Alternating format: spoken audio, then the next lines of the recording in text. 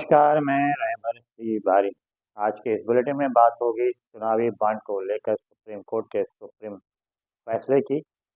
मेनका गांधी को लेकर भारतीय जनता पार्टी के द्वारा खेले गए बड़े दांव की, और अंत में बात होगी मजबूत होते हुए एनडीए की, और अंत में बात होगी अलग थलग पड़े इजराइल की। तो शुरुआत करते हैं आज की सबसे बड़ी खबर से। सभी की निगाहें आज सुप्रीम कोर्ट पर लगी हुई थी, जहां पर एसबीआई ने याचिका दायर कर रखी थी और उसने 30 जून तक का समय मांगा था इलेक्टोरल बॉन्ड को सार्वजनिक करने के लिए। सुनवाई हुई। सुप्रीम कोर्ट के सबसे बड़े वकील हरीश साल्वे ने कई दलीलें रखी, लेकिन सुप्रीम कोर्ट ने उसे मानने से ही इनकार कर दिया। सीजेआई ने सीधे तौर पर एसबीआई को फटकार लगाते हुए कहा कि इतने दिन तक अभी तक क्या किया, और उन्होंने सीधे तौर पर कहा कि ये पूरी तरह से सुप्रीम कोर्ट के अवमानना है, क्योंकि तत्क- तत्काल जो समय दिया गया था उस समय उसमें कहा गया था कि निर्धारित समय पर न सिर्फ एसबीआई इलेक्टोरल बॉन्ड के को चुनाव आयोग को दे और चुनाव आयोग उसे अपने वेबसाइट पर अपलोड करे। हालांकि एसबीआई की तरफ से जो वकील थे उन्होंने सीधे तौर पे कहा कि इसमें काफ़ी प्रक्रिया है और इस प्रक्रिया को इतनी जल्दी पूरा नहीं किया जा सकता। ऐसे में इसके लिए कम से कम 30 जून तक का समय दिया जाए। इस पर सीजेआई ने फटकार लगाते हुए कहा कि इतने दिन 26 दिन का समय हो गया है हमें इलेक्टोरल बॉन्ड पर रोक लगाए हुए। इस 26 दिनों में आखिर एसबीआई ने किया क्या? और अंत में सुप्रीम कोर्ट ने निर्देशित किया एसबीआई को कि 12 मार्च की शाम तक इलेक्टोरल बॉन्ड से संबंधित सारी जानकारियां चुनाव आयोग को उपलब्ध करा दे, और चुनाव आयोग उसे 15 मार्च को अपने वेबसाइट पर अपलोड कर दे। सुप्रीम कोर्ट के इस सुप्रीम कोर्ट फैसले से ने भारतीय जनता पार्टी की चिंता को बढ़ा दिया है, क्योंकि जिस प्रकार से सुप्रीम कोर्ट ने निर्देशित किया है, ऐसे में अब एसबीआई के सामने कोई चारा नहीं रह गया सिर्फ इसके कि वो सारी जो रिकॉर्ड हैं इलेक्टोरल बॉन्ड को लेकर वो चुनाव आयोग को उपलब्ध कराए, और चुनाव आयोग उसे 15 मार्च को अपने वेबसाइट पर अपलोड कर दे। ये एक बड़ा चुनावी मुद्दा भी आने वाले लोकसभा चुनाव में बन सकता है। और जिस प्रकार से बोफोर्स का मामला चुनावी मुद्दा बना था, ठीक उसी प्रकार से अब इलेक्टोरल बॉन्ड जो है ये भी चुनाव मुद्दा बनना तय है। इसे लेकर तरह तरह की प्रतिक्रियाएं भी प्रारंभ हो गई हैं।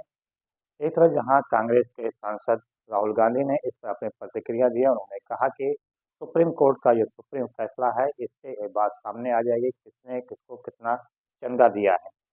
मल्लिकार्जुन खड़गे जो कि कांग्रेस पार्टी के राष्ट्रीय अध्यक्ष हैं, उन्होंने भी सुप्रीम कोर्ट के फैसले का स्वागत करते हुए कहा कि इससे अब स्थिति साफ हो जाएगी, और उन्होंने कहा कि इलेक्टोरल बॉन्ड एक बड़ा घोटाला है। इससे पूरी स्थिति साफ होगी और जानकारी मिल सकेगी कि भारतीय जनता पार्टी को जो कि सबसे ज़्यादा चंदा मिला है उसको किसने दिया है और कितना दिया है। सुप्रीम कोर्ट के इस फैसले के बाद भारतीय जनता पार्टी चारों तरफ से घिरती हुई नजर आ रही है। इसके अलावा चुनाव आयोग का मामला भी सुप्रीम कोर्ट पहुंच गया है। एक दिन पहले 2 दिन पहले ही अरुण गोयल ने इस्तीफा दे दिया था, जो कि मात्र एक चुनाव आयुक्त के शेष रह गए थे, क्योंकि चुनाव आयुक्त के 2 पद होते हैं, एक रिटायर हो गए थे पिछले फरवरी माह में, जबकि दूसरे अरुण गोयल ने इस्तीफा दे दिया। मात्र एक मुख्य चुनाव आयुक्त ही बचे हुए हैं। अब ऐसे में बात हो रही थी, जो सूत्रों के अनुसार बात सामने आई तो उसमें यह आता है कि 13 और 14 जनवरी को बैठक होगी, और उस बैठक में दोनों चुनाव आयुक्तों की तैनाती की जाएगी। अब इस मामले को लेकर सुप्रीम कोर्ट में याचिका दायर की गई, उसमें कहा गया है कि फिलहाल जब तक कि सुप्रीम कोर्ट में पहले से ही चुनाव आयोग की तैनाती को लेकर याचिका दायर की गई है, उसका मामला चल रहा है, सुनवाई चल रही है। ऐसे में चुनाव आयोग की तत्काल जो नियुक्ति होने जा रही है उस पर रोक लगाया जाए। अब देखना ये होगा कि सुप्रीम कोर्ट अब इस पर क्या फैसला देती है, क्या याचिका को स्वीकार करती है सुनवाई के लिए या फिर उसको खारिज करती है, ये तो आने वाला समय ही बताएगा। फिलहाल सारी जिम्मेदारी लोकसभा चुनाव को लेकर जिसकी संभावना व्यक्त की जा रही है कि 15 या से 20 मार्च के बीच में लोकसभा चुनाव की तारीखों की घोषणा कर दिया जाएगा। ऐसे में मात्र एक चुनाव आयुक्त जो है वो किस प्रकार से मुख्य चुनाव आयुक्त जो है वो किस प्रकार से चुनाव को बेहतर ढंग से निपटाएंगे। हालांकि चुनाव आयोग कार्यालय की तरफ से सीधे तौर पे कहा गया है कि चुनाव आयुक्त के ना होने के बावजूद भी आराम से और अच्छे ढंग से, बेहतर ढंग से चुनाव को निपटाया जा सकता है। इस बीच चुनाव आयुक्त का इस्तीफे को लेकर भी तरह-तरह की चर्चाओं का माहौल गर्म हो गया। महुआ मोइत्रा जो कि टीएमसी सांसद थीं, उन्होंने भी सीधे तौर पर हमला करते हुए उन्होंने अपने ट्विटर हैंडल एक्स पर लिखा है। उन्होंने कहा कि चुनाव आयुक्त ने का जो इस्तीफा है वो पूरी तरह से रहस्यमयी है। उसे लेकर चुनाव आयुक्त को खुद सामने आना चाहिए और प्रेस कॉन्फ्रेंस कर अब ये जानकारी देनी चाहिए कि उन्होंने आखिर इस्तीफा दिया तो क्यों दिया? क्या किसी के दबाव में आकर किया या फिर उनके मुख्य चुनाव आयुक्त जो हैं उनसे पटरी नहीं खाई थी इसे लेकर दिया? बहरहाल काफ़ी रहस्य छिपा हुआ है और ये रहस्य कब खुलेगा ये तो इसका सभी को इंतज़ार है। फिलहाल दूसरी तरफ अगर देखा जाए तो भारतीय जनता पार्टी ने मेनका गांधी को लेकर भी बड़ा खेला खेल दिया है। सूत्रों के अनुसार बात सामने आ रही है कि रायबरेली से मेनका गांधी को चुनाव लड़ाने की तैयारी भारतीय जनता पार्टी कर रही है, जबकि रायबरेली से ही कांग्रेस पार्टी प्रियंका गांधी को उतारने की तैयारी में जुटा हुआ है। ऐसे में देखना ये होगा कि रायबरेली में यदि प्रियंका गांधी और मेनका गांधी दोनों ही एक साथ उतरती हैं, तो चाची और भतीजी में किस प्रकार से चुनावी जंग होगी। उधर वरुण गांधी ने संकेत दिए हैं कि वो पीलीभीत से ही चुनाव लड़ेंगे, अगर उनको टिकट नहीं मिलता है तो वो निर्दल चुनाव लड़ेंगे। इसके लिए उन्होंने बाकायदा तैयारियां भी शुरू कर दिया है। तो अब सभी की निगाहें अब लगी हुई हैं भारतीय जनता पार्टी पर भी और कांग्रेस पार्टी पर भी कि ये दोनों ही पार्टियां रायबरेली से किसको अपना उम्मीदवार घोषित करते हैं। अगर प्रियंका गांधी, मेनका गांधी मैदान में आती हैं तो चुनाव जो है काफ़ी दिलचस्प हो जाएगा।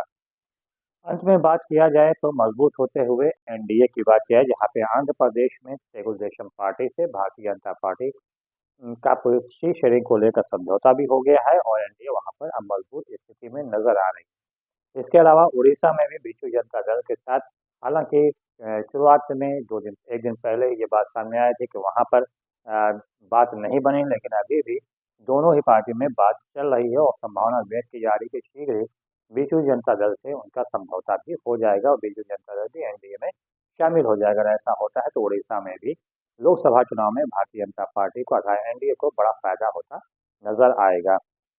अंत में बात किया जाए इसराइल और हमास युद्ध की, तो इसराइल मौजूदा समय में बिल्कुल अलग थलग पड़ता जा रहा है। उससे करीबी सहयोगी अमेरिका ने भी अब दूरी बढ़ाना शुरू कर दिया, क्योंकि 2 दिन पहले जिस प्रकार से 12 मासूम बच्चों की मौत हुई है बमबारी में, उसे लेकर समूची दुनिया में इसराइल के खिलाफ आवाज़ बुलंद होने लगी। यहाँ तक कि अब अमेरिका ने भी इसका विरोध शुरू कर दिया है और अमेरिकी राष्ट्रपति ने सीधे तौर पे कहा कि इसराइल जो राष्ट्रपति प्रधानमंत्री हैं नेतन्याहू, अब वो सही कार्य नहीं कर रहे हैं। उनको मर्यादा में रहकर कार्य करना चाहिए और ये जो जिस प्रकार से बमबारी की जा रही है वो पूरी तरह से युद्ध का जो नियम है उसका उल्लंघन है।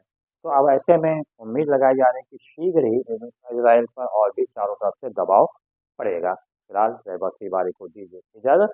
बहुत बहुत धन्यवाद। जय हिंद, जय भारत।